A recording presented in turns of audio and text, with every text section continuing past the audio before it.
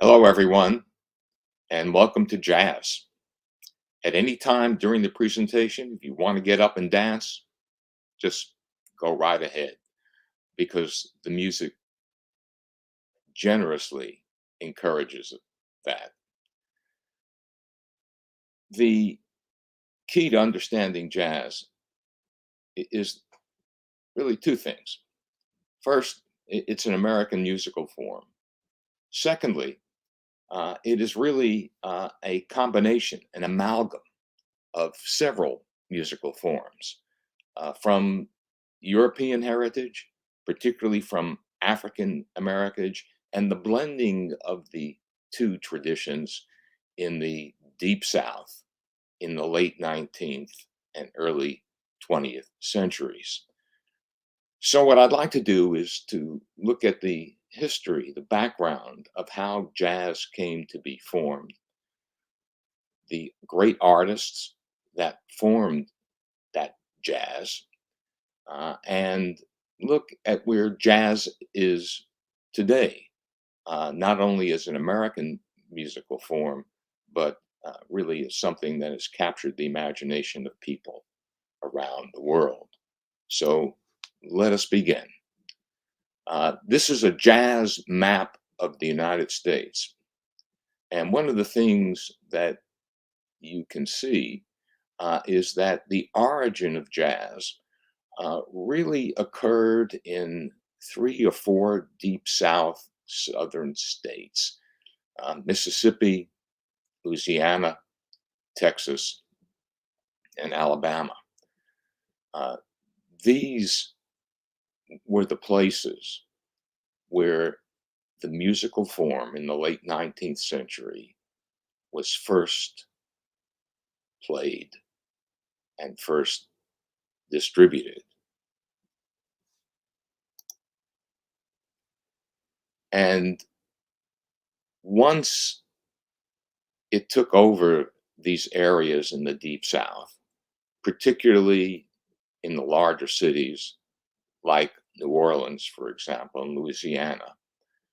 It also followed Black musicians to the North during a time period called the Great Migration, the first 20 years of the 20th century, when Black Southerners, who comprised about 30 to 35% of the South's population, began to move in large numbers to places like St. Louis, Chicago, Detroit, Pittsburgh, and New York. And those very cities became central points for the distribution of jazz, not only in clubs, but also in records and eventually on the radio.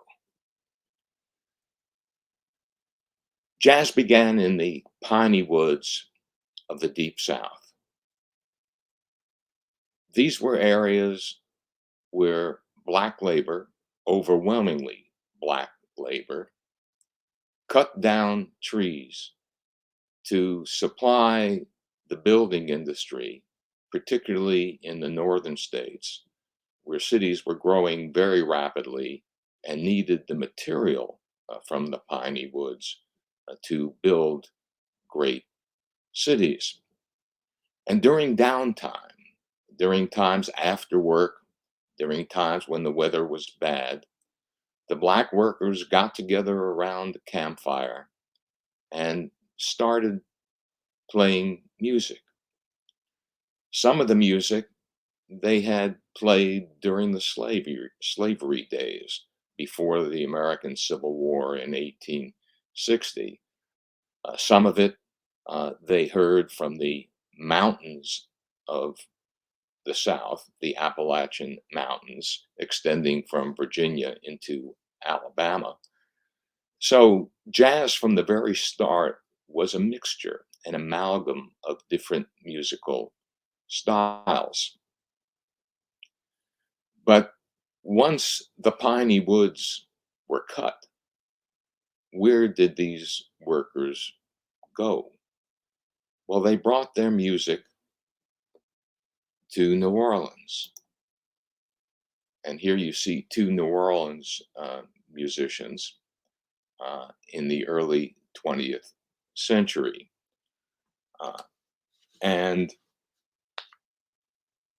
one of the major neighborhoods in New Orleans that became a center for jazz was called Storyville. And we're looking at two musicians, Freddie Keppard and Big Eye Lewis Nelson, in 1918. And it was here in New Orleans that jazz became a not only a popular musical form in New Orleans, but started to drift northwards with the musicians themselves.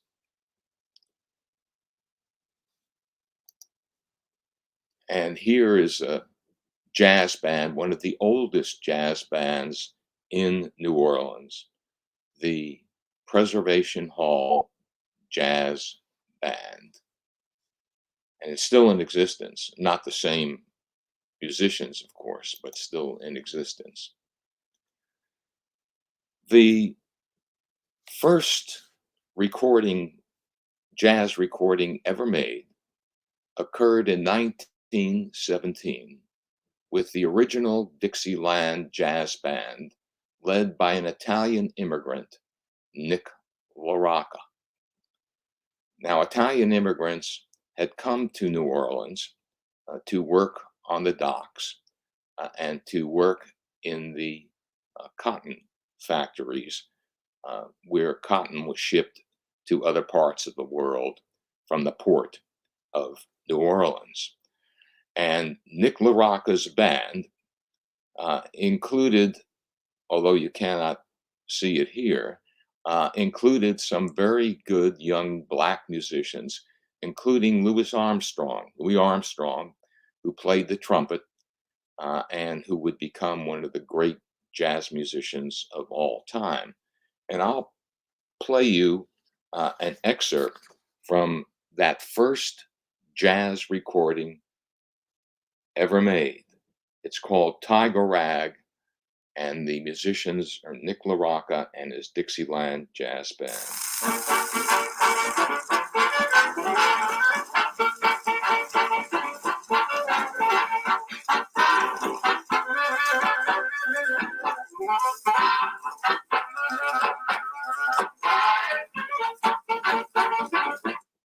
Well, as you can see, it certainly had a really good beat, uh, and it was very different from the church music, from the classical music, and even from some of the dance music of the late 19th century. Uh, and it became wildly popular, not only in New Orleans, but as black musicians moved up to Chicago during the era of the Great Migration. Uh, there was another side to this, a more formal side, that was reflected by a black man from Texas, which of course was part of this Piney Woods development of jazz, called Scott Joplin. And Scott Joplin wrote more serious music, and he wrote dance music called rags, uh, like Alexander's Ragtime Band. And these rags became popular as dance tunes. And pretty soon, people, black and white, were dancing to the music of Scott Joplin and also to Nick LaRocca and his Dixieland Jazz Band. And then everything moved north. This is a train station in Atlanta, Georgia, and you can see literally dozens of black passengers waiting to board the train for the north.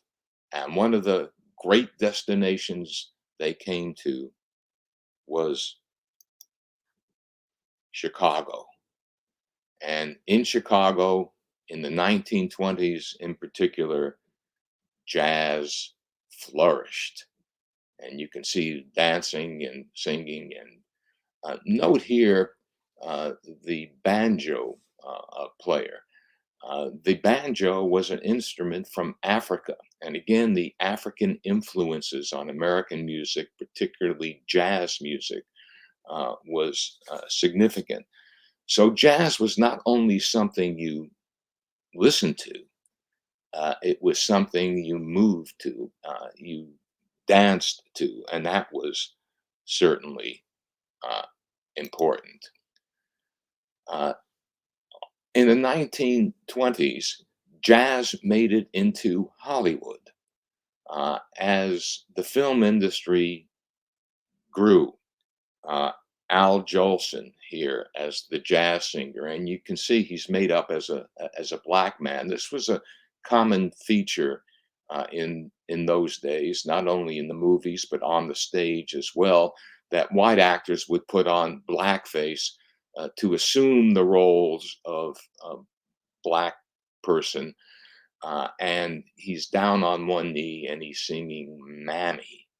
And the jazz singer introduced a wide audience to jazz, people who didn't go to the clubs, people who were not from the Deep South.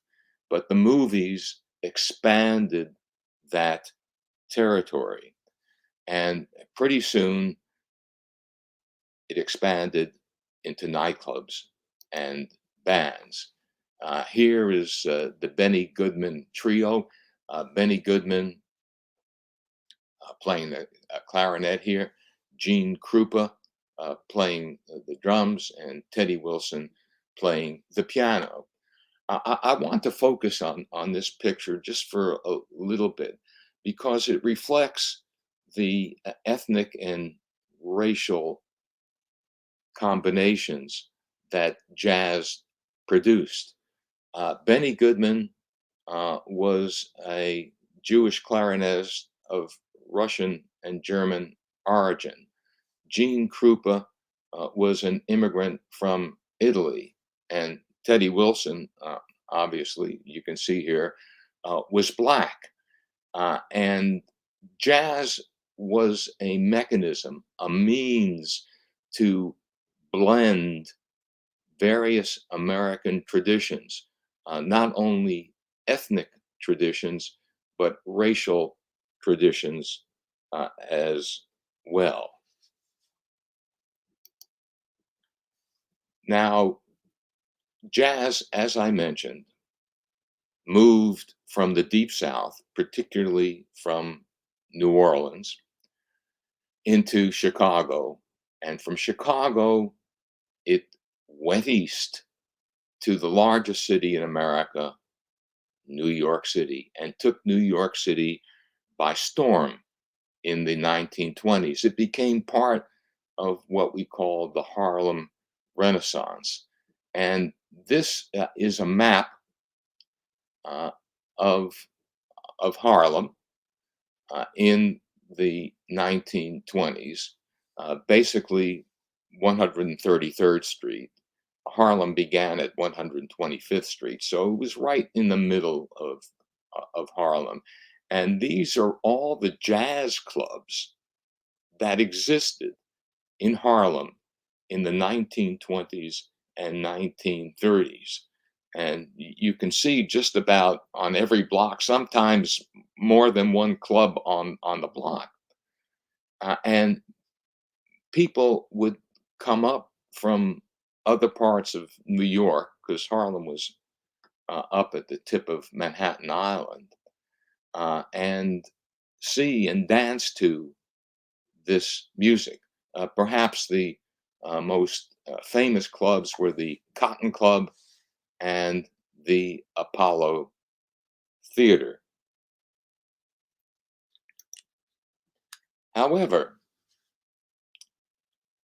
in order for jazz to grow, the idea was that, well, we could not isolate jazz clubs just in Harlem, just in the black neighborhoods.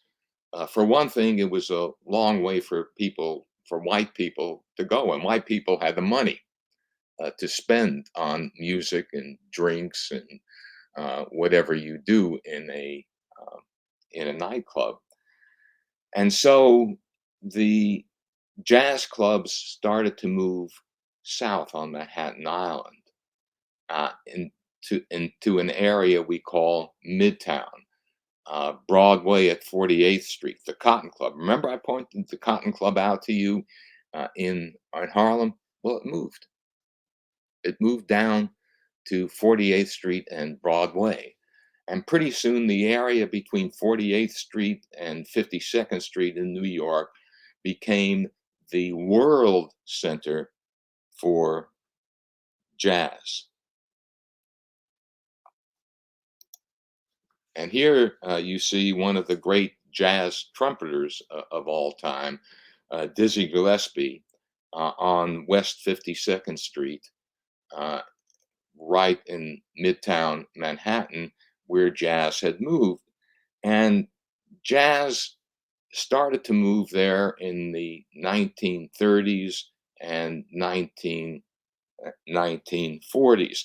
And just to give you an idea of what happened to the jazz clubs in Harlem, this is a picture of 133rd Street, which, as I mentioned earlier, was the heart of jazz in Harlem.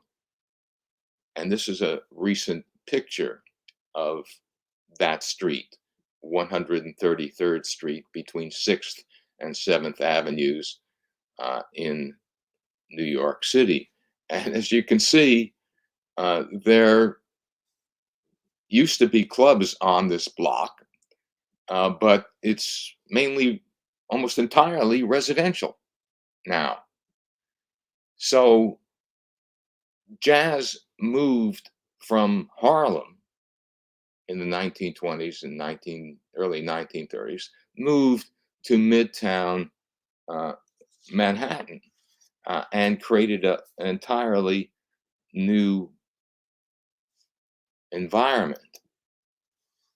Perhaps the most famous club in Midtown Manhattan during the 1940s was the Downbeat Club. And here you see some musicians at the end of an evening leaving. And most important, see this white couple. That's where the money was. And jazz musicians, many of them who were black, understood that they would need to play in mostly white neighborhoods to make money. And jazz became extremely popular among white Americans. And this is 52nd Street. And just as we saw the map of Harlem's clubs in the 1920s and 1930s, this is 52nd Street in 1952. And you can see here just one after another. I mean, you had jazz clubs literally all over the place. In fact, uh, jazz clubs were so dense on 52nd Street that New York City renamed 52nd Street at this time. They called it Swing Street. And some of the greatest artists of jazz came to 52nd Street, came to Midtown Manhattan. Uh, it became a mecca for jazz and jazz artists like Billie Holiday, Cafe Society. Now, remember, uh, Cafe Society had been in Harlem, then moved to 52nd Street, and Billie Holiday, here, is standing outside Cafe Society in Greenwich Village in Lower Manhattan. So what happened in the 1940s and 50s is that jazz clubs, which had moved from Harlem to Midtown Manhattan, started to migrate south to Greenwich Village, to Lower Manhattan. Why? Well, it was a little different story from the Harlem story. Yes, of course, there were white people who lived in Lower Manhattan, but also the real estate in Midtown Manhattan became so expensive that even though you could pack a club almost every night, the revenue was not sufficient to pay the rising rents. And if you never heard Billie Holiday,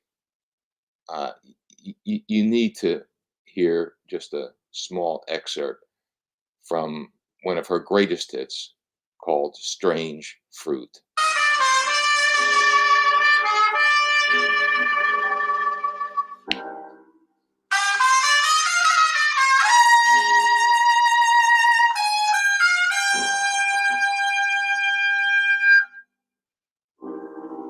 Southern trees bear strange fruit,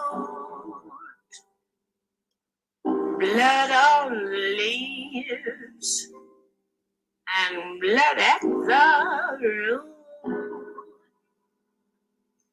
Black bodies swinging in the southern breeze. Strange fruit hanging from the poplar trees. Billie Holiday, Billie Holiday was controversial. No doubt about it, because Strange Fruit was not a song about dancing. It was not a song about having a good time. It was a song about lynching black men and women. Now, Billie Holiday touched off a trend in jazz clubs. You weren't a jazz club of any importance unless you had a really good woman jazz singer. This is Hazel Scott, who was actually trained as an opera singer at Juilliard School of Music. She was from Trinidad, and she became one of the great jazz singers of the 1940s. Also, Sarah Vaughan, uh, who was the only the only jazz singer born up north. She was born in Newark, New Jersey, and actually her family had migrated from the uh, deep south. And these artists drifted from 52nd Street in Midtown Manhattan down to Greenwich Village. And here is 52nd Street today. Not too different from the landscape of Harlem, although obviously the buildings are much taller and they're not really residential. They're big office buildings. There is not one jazz club left on this street, on 52nd Street in New York. Now, here are the Greenwich Village jazz clubs that go to today. Well, today as of 2021. So it's quite current. And you can see here it's almost as dense as the Harlem clubs were in the 1920s. So jazz did not disappear. It just moved South in New York. And some of the jazz clubs, like Small's Jazz Club, actually started in the 1920s in Harlem. Uh, Also, Cafe Society. And here at the Village Vanguard, which became a center not only for jazz, but for folk music. And it's important to understand that many of these musical trends mixed with each other. And many of the musicians who participated in jazz or in the folk revival of the 1950s and 1960s were crossovers. That is, they would play one night in a jazz club and another night in a folk club. And the Village Vanguard that you see here, and you see here one of the uh, great saxophone players of all time from North Carolina. His name is John Coltrane, and he's outside the Village Vanguard in 1960. Uh, and the Village Vanguard not only had jazz in as for entertainment, but folk music as well. And you should take a look at this, for example. Um, the Max Roach Quintet. Well, it's a jazz at the Five Spot Cafe. The Greenbrier Boys. The Greenbrier Boys were a folk singing group at the Gaslight Cafe. And you'd find jazz groups at the Gaslight Cafe and folk at the Five Spot Cafe on any given evening. So what happened was that Greenwich Village became a musical center for a variety of different types of music. And then something happened that transformed everything. And it happened here in Greenwich Village. And this woman was the catalyst. Her name was Big Mama Thornton. And here you see Big Mama Thornton in action. She was over 6 feet tall and a fairly large woman, but man, she could sing. And I'm going to play you an excerpt. This is from 1951. You ain't nothing but a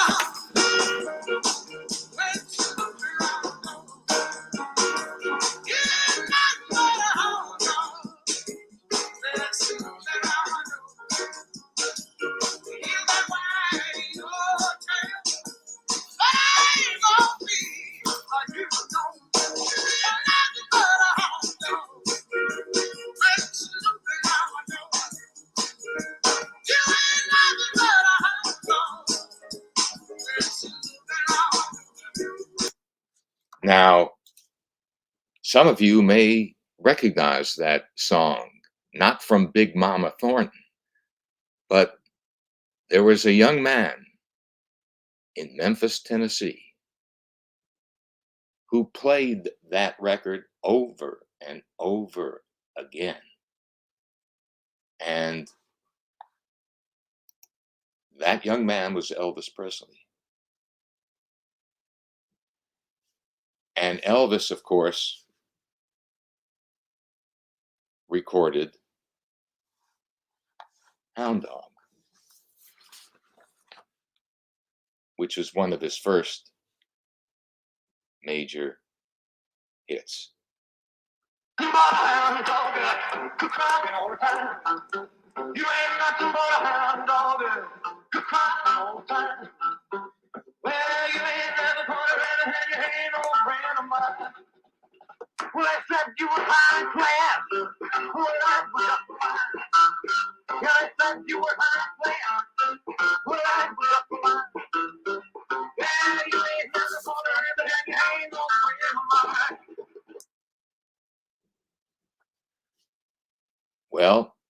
you can see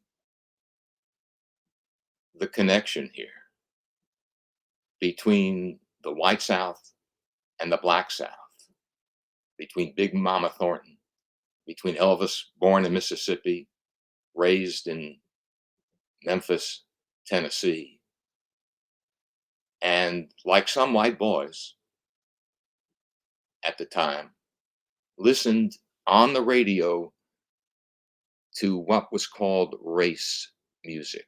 It's black music stations. And one of the great objections to Elvis was not really the music, but the way he moved like black performers, the way he sang like black performers. And he caused riots. In fact, he was banned in Rhode Island, which is up way up in New England, has nothing to do with the South. He was banned in Rhode Island uh, because he was dancing like a black man. Only they used a different word, of course. Uh, the new music, as it was called, new music was really a version of jazz. They called it rock and roll. And really, if you want to know who originated rock and roll, you have to say it's Big Mama Thornton, because Elvis borrowed it and built his career on it. Not only Elvis, but Buddy Holly and the Crickets. The interesting thing about Buddy Holly and the Crickets is that people thought they were a black group. Now, as you can see here, they are all white. They're from Lubbock, Texas, for crying out loud. But uh, they're they the people who booked them just heard the music and it sounded black. And so what happened was the Apollo Theater in Harlem, which booked only black acts, booked Buddy Holly and the Crickets without ever seeing them. And then Buddy Holly and the Crickets show up at the Apollo Theater, and everybody is stunned. They had never had a white act at the Apollo Theater. And now, I mean, he was hired, they paid his fare. What you going to do? So, Buddy Holly and the Crickets from Lubbock, Texas, became the first white act to perform at the Apollo Theater. Even more dangerous, though, than Buddy Holly was this fellow, Jerry Lee Lewis. Jerry Lee Lewis was from Louisiana. Again, another deep South state. And when radio stations in the deep South began to play his music, there were riots. In fact, a group of Ku Klux Klansmen tore down the radio tower of a radio station in Montgomery, Alabama. Why? Because they thought that a white radio station, and keep in mind that radio stations were segregated, not only in the South, but in most parts of the country, that a white radio station was playing black music because they were playing Jerry Lee Lewis. And of course, as you can see, Jerry Lee Lewis is as white can be. But rock and roll was not only for white artists, it was also for black artists, like Chuck Berry, for example, who came from Louisiana, moved up to St. Louis, moved up the Mississippi River to St. Louis, and became a really great rock and roll star. And the interesting thing about rock and roll as a derivative of jazz is that, like jazz, you had great white performers like Benny Goodman and Gene Krupa, for example, and great black performers. And in the same way you had in rock and roll, you had great white performers and great black performers like Chuck Berry and like Fats Domino.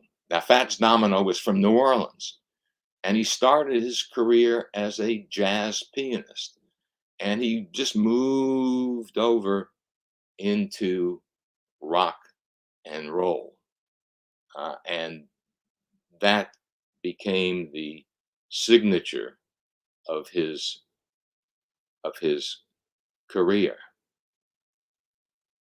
Well, what's happened to all of this coming together? All of these different types of music that we call jazz, that led to other types of music, but really have their origins in jazz. Uh, and one of my favorite groups today, that is in contemporary jazz, are Tia Fuller and Ingrid Jensen. And as you can see here, obviously white and black, which is not so unusual. And I'm going to play an excerpt from a performance they gave at the Monterey Jazz Festival.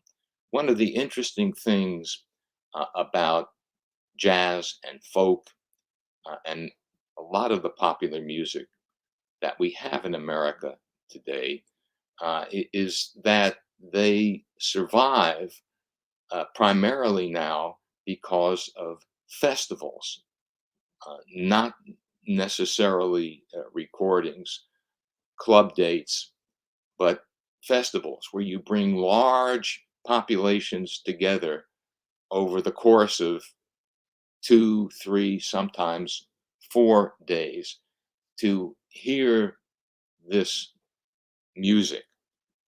And Tia Fuller, the black saxophonist, and Ingrid Jensen, the white cornetist, are among the leaders in this new wave of jazz. So let's hear an excerpt from the Monterey Jazz Festival and these two performers. And incidentally, when you hear this, they are performing with a jazz youth orchestra at Monterey.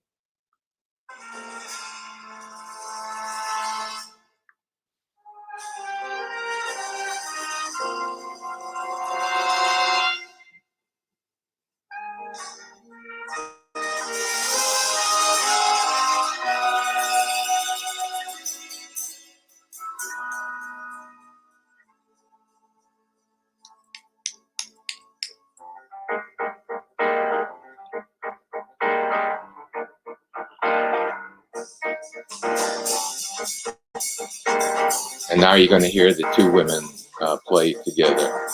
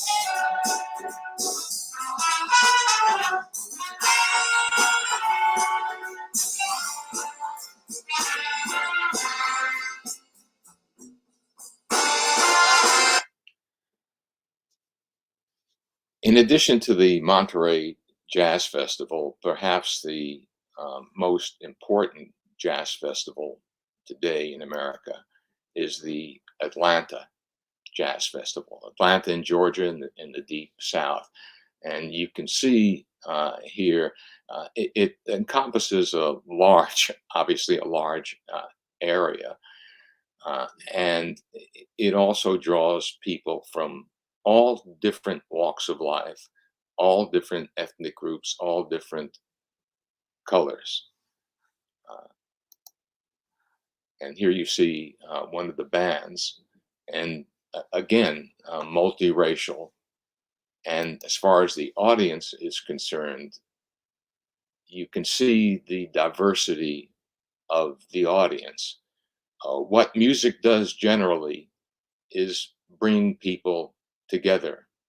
And there is no musical form more than jazz that has brought people, different colors, different backgrounds, different ethnicities together, not only to play the music, but to listen to the music, to enjoy the music, and to dance to it. Thank you all very much. I'll be happy to take your questions.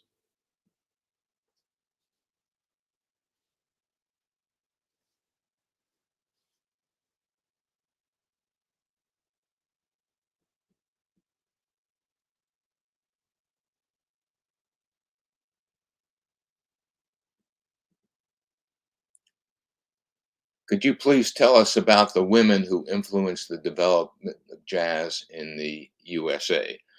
Um, yes, of course, Big Mama Thornton not only influenced jazz, but influenced rock and roll.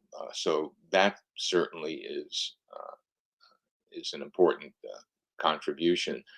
But we can go back to Ethel Waters, to Bessie Smith in the 1920s. Uh, they put a voice to jazz. Jazz originated as a musical form, but like classical music, which obviously is another musical form, when you put a voice to it, it changes it. It's called opera or operetta. When you put voice to jazz, it vocalizes some of the feelings, some of the ideas, and hearing someone uh, talk about uh, racism in a song like Billie Holiday did was extremely powerful.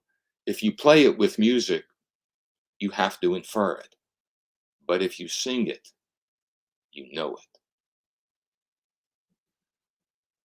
I love Billie Holiday. She's wonderful. Why is she a controversial figure in jazz? A good question. She is a controversial figure for a couple of reasons. One, the subject matter. Okay. I mean, if you listen to most jazz tunes, it's usually about love, maybe uh, unrequited love, love thrown into the street. It's quite personal. Uh, Billie Holiday sang those songs, to be sure, but she was also interested in race relations. She was also interested in discrimination. She wanted her music to mean something, to have an impact, not only people to enjoy it. I mean, that obviously was important, but also for people to think. And after thinking, do something about it. And that was unusual. And some jazz musicians did not like that uh, because they were there for entertainment, not education. And as far as Billie Holiday was concerned, she wanted not only to entertain, but to educate. So that was a diver- divergence. And of course, white folks didn't like Billie Holiday because she was bringing up subjects that they were guilty of. Uh, so she was controversial from that standpoint. And she also had a long European career, a successful European career. And Americans like to think that, we are the music center of the world, and you shouldn't be going off to Europe. Uh, of course, this began to change in the 1960s with the so-called British invasion and the Beatles and so on. But um, Americans can be very selfish about their musical prowess. The fact was that when Billie Holiday went to Europe, she didn't have to use separate bathrooms in France, for example. She didn't have to go to different restaurants because of her color in France, and that was important to her. And she wrote about it, and she said things about it, which were controversial at that time. She was definitely a precursor of the civil rights movement. What's going on with contemporary jazz in the U.S.? It is it a popular genre yet? Um, well, one of the things I've tried to do is to demonstrate that jazz is extremely diverse. You have someone like Wynton Marsalis, a trumpeter, for example, who can play what we call progressive jazz, yet at the same time play at Lincoln Center or Carnegie Hall, uh, play classical pieces. And one of the trends in jazz today is crossover. That is not only crossing over from jazz to uh, blues to rock and roll. That has always been the case for the past 50 to 60 years, but also into classical music. If you listen to some classical composers today, they have elements of jazz, the dissonance in particular, the syncopation. Some of the elements of jazz have now filtered into classical music. Um, Popularity, it's popular among some people. I wouldn't put it up there with what we would call rock and roll or popular music generally, but it does have a following.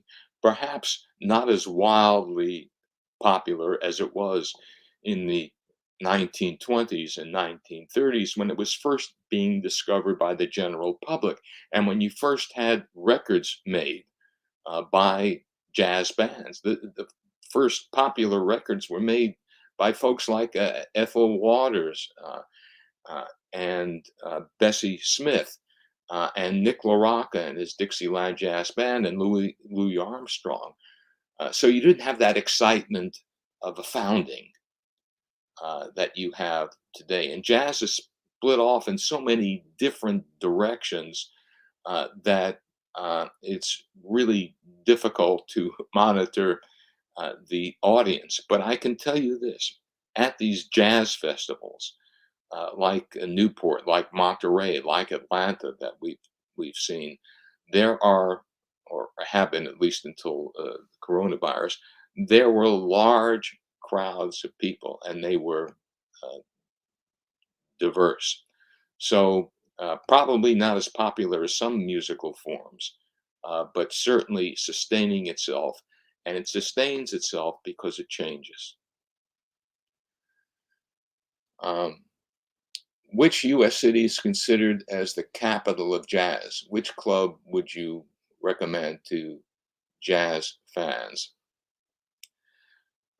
I would say that New York City remains the capital of of jazz.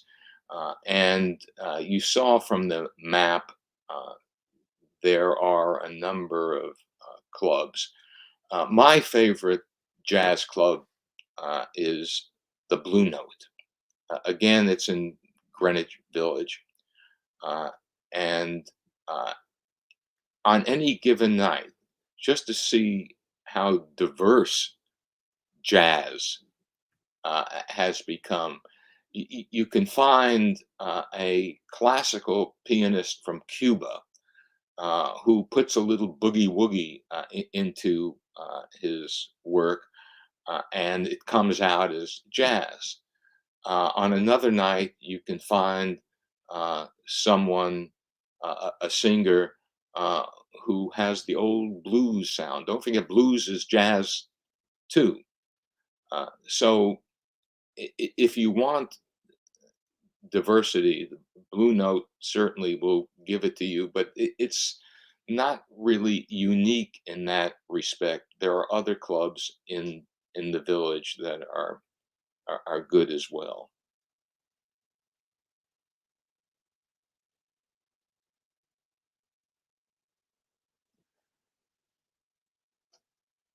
You're quite welcome. Have you heard anything about the fight against jazz in the USSR? No, I have not. I've heard about fighting in the USSR, but I have not heard about the fight against jazz in the USSR, and I certainly would like to be informed about it. But it wouldn't be surprising since, particularly during the Stalin years, music was controlled. And when composers like Stravinsky and Prokofiev tried to inject or include some jazz elements into their work, it was not appreciated.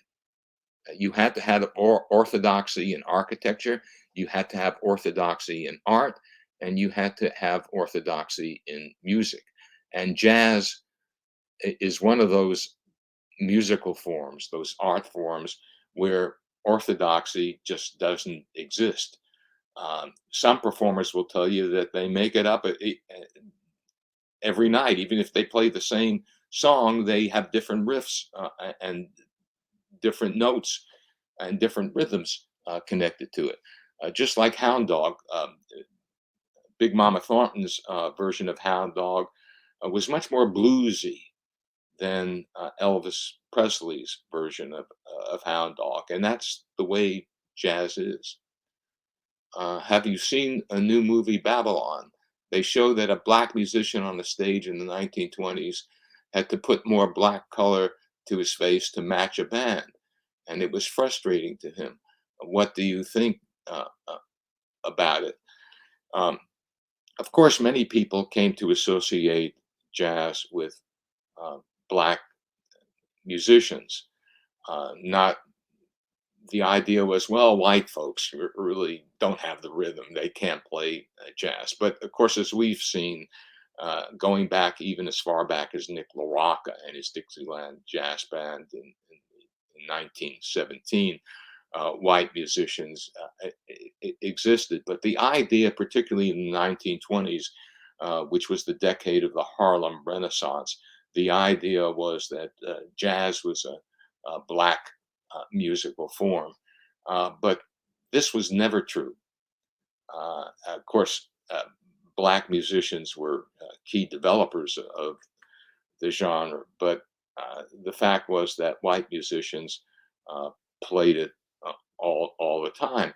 And in fact, in 1924, uh, George Gershwin wrote Rhapsody in Blue, which is a jazz tune, a jazz composition, and it was performed by the Paul Whiteman Orchestra, almost entirely white. And of course, George Gershwin was a Jewish musician, and you'll find that in reality, uh, and one of the things to keep in mind about Hollywood is that they sometimes tend to exaggerate things to the point where it just loses the the truth. And Babylon may have been, or some scenes in Babylon may have been exaggerations. Uh, but the fact was that many white people in the 1920s thought that, well, black people really are the authentic players and singers of jazz. But the reality was that white musicians also became prominent in the jazz field as well, and contributed to not only Benny Goodman but Glenn Miller as well.